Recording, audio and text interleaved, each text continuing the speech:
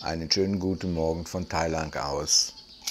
Ich hatte gestern ein Telefonat mit der Botschaft hier in Bangkok.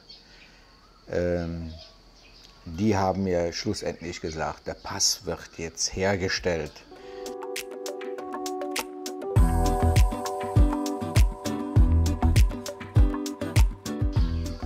Aber um das Ganze abzurunden, wie einige ja mitbekommen haben, habe ich ja das Familienbuch nach hier schicken lassen mit DHL. Das hat ja 3 Wochen gedauert. Übrigens, das Geld, wie es so aussieht, bekomme ich wieder zurück. Und die andere Sache war ja, dass die Bearbeiterin bei der Deutschen Botschaft versucht hat, bei der Stadtverwaltung, wo ich damals geboren wurde, diese Geburtsurkunde zu bekommen. Jetzt weiß ich nicht, ob das jetzt alles zusammenhängt. Also Folgendes ist: Die Stadtverwaltung hat sich nicht darauf gemeldet bei Bangkok, bei der Botschaft. Daraufhin hat sich die Sachbearbeiterin hier in der Botschaft sich bei mir gemeldet und hat gesagt, gucken Sie mal, Herr Kittel, können Sie das vielleicht noch ein bisschen beschleunigen? Die melden sich nicht. Daraufhin habe ich die Stadtverwaltung angeschrieben in Deutschland. Die hat, weil ich einen Notruf abgelassen habe, also das muss ich sagen, das ging ruckzuck, da war die Stadtverwaltung Würseln, kann ich also jetzt auch sagen. Die hatten alles soweit in Bewegung gesetzt, die wollten aber 10 Euro Bearbeitungsgebühr haben. So, und das ist dann bezahlt worden in Deutschland. Daraufhin hat meine Tochter eine beglaubigte Geburtsurkunde bekommen, die sie zu mir schickt mit DHL, aber auf dem normalen Weg 2 Wochen. Und die Sachbearbeiterin hat mir versichert, dass sie auch gleichzeitig das jetzt zur Deutschen Botschaft nach Bangkok schickt. Jetzt weiß ich nicht, ob das kostenlos ist immer, wenn die hier in der Botschaft das anfordern, oder muss man wirklich die 10 Euro in Deutschland bezahlen, dass die Stadtverwaltungen aktiv werden und das auch zur Botschaft schicken.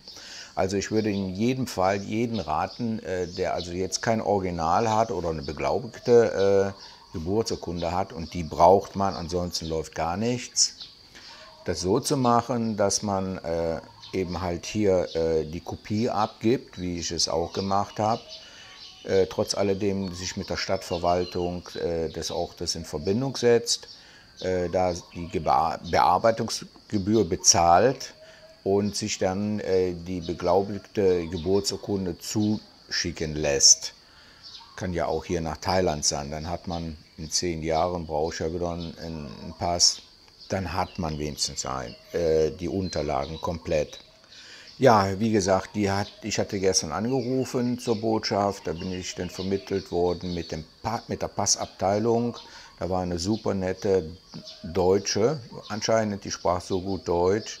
Die hat dann meinen Fall dann aufgerufen und gesagt, Herr Kittel, die brauchen sich keine Sorgen zu machen, Sie brauchen auch kein Stammbuch mitzubringen.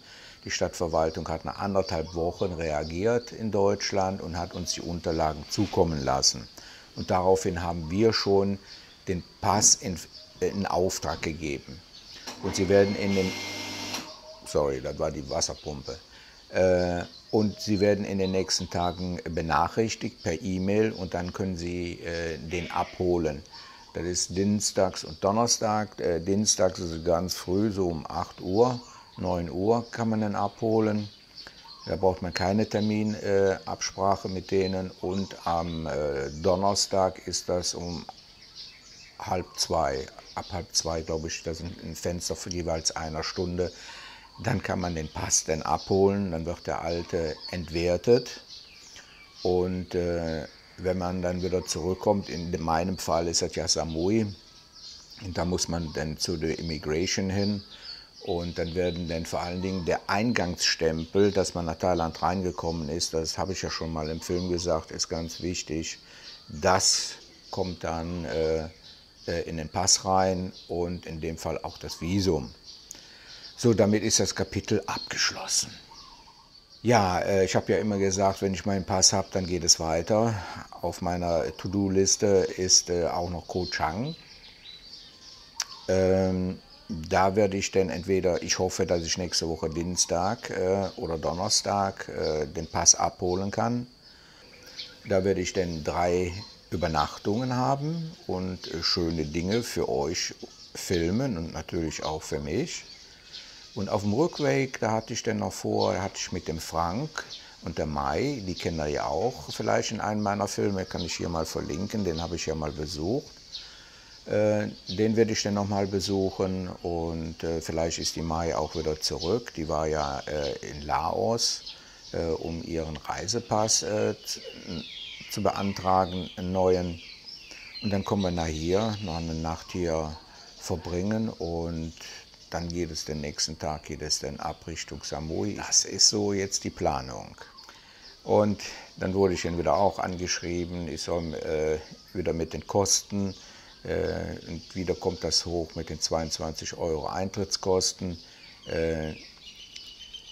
Also es ist so, ich würde selber von meinen finanziellen Mitteln nicht nach hier oben 2 Monate kommen, weil ich muss ja hier die Miete bezahlen, das sind 5.000 und 17.000 muss ich ja noch in Samui bezahlen und die Gesamtkosten und alles auf dem. So viel Rente habe ich nicht, ganz einfach. Ich finanziere das Ganze hier mit den Werbeeinnahmen bei YouTube und ich muss einiges an Strecke hinterlegen. Ich habe jetzt schon über 3.000 Kilometer hinter mir, das werden also auch knapp eine 5.000 Kilometer sein, die ich fahre. Ich muss den Urlaub mit meinen Filmen finanzieren, ganz einfach. Und ich mache das gerne für euch und aber auch für mich natürlich. Wenn ich jetzt alleine nach hier kommen würde, dann wäre ich wahrscheinlich den lieben langen Tag irgendwo faul rumliegen und vielleicht ein Buch lesen oder sonst was. Aber ansonsten muss ich mich natürlich aufraffen, mich informieren, wo was Interessantes für euch zu sehen ist, was ich dann filmerisch dann ja auch euch rüberbringe. Aber ich sehe das jetzt, ich finanziere mit YouTube diesen Arbeitsurlaub, sage ich mal. Manchmal ist es schon wirklich anstrengend, jetzt vor allen Dingen in den letzten Zügen, jetzt bin ich ja 2 Monate hier, da hat man nicht mehr so viel zu filmen oder man muss hier an die 200 Kilometer fahren, um irgendetwas zu sehen, was vielleicht nichts ist. Hatte ich ja erlebt, wie ich da, ne, da kommt ja noch der Film, da sage ich nicht zu, weiße Uniformen sage ich nur, das war ja ein Flop gewesen, wenn da nicht glücklicherweise was anderes noch dazwischen gekommen wäre, sage ich mal, was für euch interessant ist. Es ist natürlich immer ein Risiko als YouTuber, man geht in Vorleistung finanziell, sowas kostet auch einiges und auch zeitlich und man muss schon ein bisschen crazy sein als YouTuber, um das alles mitzumachen. Aber ich beschwere mich nicht, ich find es noch immerhin toll, das zu machen und der Benefit ist eben halt, dass die Werbeeinnahmen jetzt das Ganze eigentlich so deckeln. Ich war ja schon mal im Februar für 2 Monate hier gewesen. Das ist auch alles so gedeckelt worden von den Werbeeinnahmen. Ja, hier noch ein Wort zu Werbeeinnahmen, die spekuliert werden in meinem Kanal. Werbeeinnahmen habe ich also nur von YouTube. Ich habe sonst keine Firma. Ich kriege zwar jeden Tag Werbung, dass ich also in meinen Filmen Werbung machen könnte, aber das sind Gaming-Firmen. Mein Zuschauerkreis ist ja ein bisschen älter, ab 55 so ungefähr. Da habe ich keine Produkte, die ich hier anbiete, wo ich dann nebenbei auch was verdiene. Also ausschließlich finanziere ich das Ganze nur mit YouTube und sonst habe ich also nichts. Die Werbung, die ich mal geschaltet habe von Samui, von den einzelnen Firmen, das habe ich alles kostenlos gemacht, weil es denen auch zu dem Zeitpunkt auch sehr schlecht ging, dass die keine Umsätze bzw. keine Kunden hatten, keine Touristen. Ansonsten verlinke ich gerne mal hier von meinem lieben Kollegen Uwe einen Film über Verdienste, was man verdient mit YouTube. Und die Neider in Deutschland, der hat also guten Film zugemacht, ist also voll, meine Richtung auch. Viele gönnen einfach einem nichts in Deutschland, auch wenn man dafür gearbeitet hat. Weiß ich nicht, woher das kommt. Ja, und der Florenz ist ja nicht untätig bezüglich Frauen. Ich habe in dieser Zeit einige Frauen kennengelernt und eine interessante ist da hängen geblieben, die auch einen YouTube-Kanal machen möchte. Die kann aber nicht mit nach Samui gehen, weil sie hier eine Arbeitsstelle hat, aber sie möchte ein zweites Standbein sich aufbauen für die nächsten Jahre. Und die coach ich jetzt. Das heißt also, das sind ja ganz einfache Vorstellungen, die man da wohl hat. Ich mache einen YouTube-Kanal auf und ich werde Millionär. Pustekuchen. Also die ersten 3, 4 Jahre kann man in eine Röhre gucken. Habe sie da mal ein bisschen richtig ins Licht gesetzt, was sie sich da vorstellt. Und die coache ich jetzt. Das macht mir also auch sehr viel Spaß. Sie hat Potenzial. Sie ist in TikTok, macht sie auch schon schöne Aufnahmen. Ich kann mal hier ein Bild reinbringen. Das ist eine sehr hübsche, attraktive Frau und unwahrscheinlich ehrgeizig. Möchtet ihr gerne Filmbeiträge dazu sehen, wie ich sie coache? Dann versuche ich jetzt mal hier oben das hinzukriegen. Ja, nein, ob euch das interessiert, welche Gedankengänge man ansetzen muss, um erfolgreich in YouTube zu sein. Und vielleicht die eine oder anderen Flausen auf den Kopf zu setzen, dass es alles so einfach ist. Das ist es bestimmt nicht. Ja, also hier oben könnt ihr dann abstimmen, ob ihr dabei sein wollt, wie ich sie coache, und dann könnt ihr sie dann auch sehen. Ja, diejenigen, die jetzt noch nicht abgeschaltet haben, können gerne mitgehen, wenn ich mit dem Cem jetzt hinten auf die Wiese gehe. Da werden ja auch die anderen Hunde sein. Ich sehe, da drüben ist auch meine Nachbarin dran, ihren Obststand zu komplettieren. Der Cem, der liegt schon da unten und wartet, dass wir gehen. Okay, komm, Cem. Sabadikap. Ja, meine Nachbarin, die geht auf den Großmarkt hier das ganze Grünzeug kaufen, Tomaten und sonstige Sachen, und fährt dann jetzt rum und verkauft das dann an die einzelnen Stände nach draußen. Sie ist mit einem Franzosen zusammen und die leben hier. Have a nice day. I have Cup. Ja, das ist unser morgendlicher Rundgang. Da drüben ist die andere Nachbarin, die ist gerade mit dem Badetuch bekleidet. Und die haben den Garten zurecht gemacht. Savadikap. Hier ist der andere Nachbar, wo ich auch vermute, dass der das mit den Plastiktüten ist, die ihr gleich so seht, die hier unten verbrannt werden. Und da habe ich ja auch den Film gemacht mit der Holzkohle. Hier haben wir einen kleinen Teich.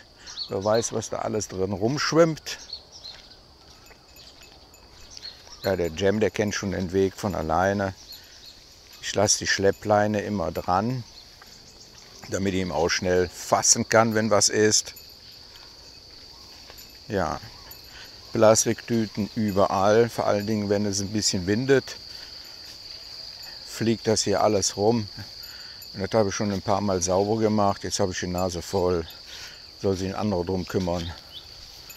Und da sind dann die Kühe zwischen den Plastiktüten. Wenn man einmal so eine Kuh, so eine Plastiktüte frisst, dann ist es auch vorbei. Da hinten kommt der Bauer. Hier überall liegt jetzt was rum. Mein Gott. Und das war so schön gewesen alles. Die Hunde bellen. Dann muss ich heute auch noch Futter kaufen gehen. Was danach ist, keine Ahnung. Ich habe aber gesehen, da sind jetzt schon ein paar Schüsseln mit Wasser stehen da. Das muss ja einer gemacht haben. Heute ist ein bisschen bewölkt, ist ein bisschen kühl. Wir haben nur 22 Grad. Ich weiß, in Deutschland ist es viel kälter, aber für uns, die in den Tropen leben, schon viele Jahre, da ist das Kühlmittel aus dem Blut raus und dann fangen wir schon bei 22 Grad an zu frösteln. Schauen wir mal, ob sie noch Futter haben. Ach, der wedelt schon mit dem Schwanz. Ja, ach, alles leer gefressen. Ach, da kommt der andere Kleine angesprungen. Ja, das ist derjenige, der von einer Gans, angegriffen worden ist. Ja, ja, die anderen kommen da auch. Abgesehen jetzt von dem ganzen Müll, der hier rumliegt. Ich bin gestern mal mit dem Jam hier spazieren gegangen. Das sind alles anscheinend früher mal Reisfelder gewesen. Ringsrum sind Erhöhungen, dass das Wasser nicht wegfließen kann. Mittlerweile ist ja auch viel verdunstet an Wasser. Ach, da hinten ist die Gans. Da haben viele gefragt, ob die schon im Topf gelandet wäre. Ja, wenn sie noch einmal macht, den Kleinen fertig. Da kommt der Kleine. Ja. Ja. Der hat keine gute Zukunft. Was mir gestern aufgefallen ist, das könnt ihr wahrscheinlich gar nicht so erkennen, da ist ein Netz gespannt über 200 Meter und da fängt wohl einer Vögel. Was hier eigentlich in Thailand, habe ich ja noch nie gesehen, dass Vögel gefangen werden. Was wollen die damit? Essen oder verkaufen? Ich habe das nur mal in Bali gesehen. Da war auf den Märkten waren dann kleine Vogelkäfige. Da konnte man die Vögel kaufen und dann hat man die losgelassen. Da konnten die wieder fliegen. Also das finde ich ja ein dummes Geschäft. Fangen und dann wieder loslassen. Die armen Tiere. Das hier sind alles so Feuchtgebiete, die dann komplett überflutet sind, wie jetzt die Regensaison gewesen ist. Im August, September hat es ja hier kräftig geregnet. Übrigens hier fängt dieses Netz an und geht da ganz runter. Und ich gehe davon aus, dass es dafür da ist, Vögel zu fangen.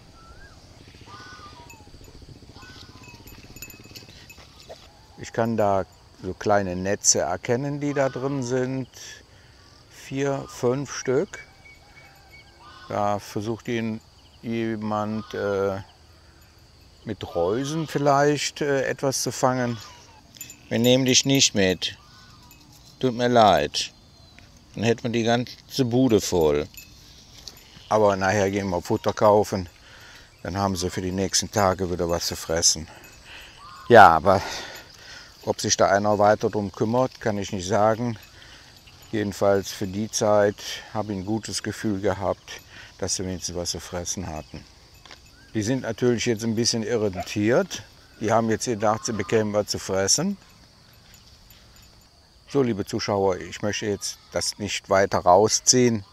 Ihr werdet mich ja in den nächsten Tagen wieder sehen. Okay, tschüss.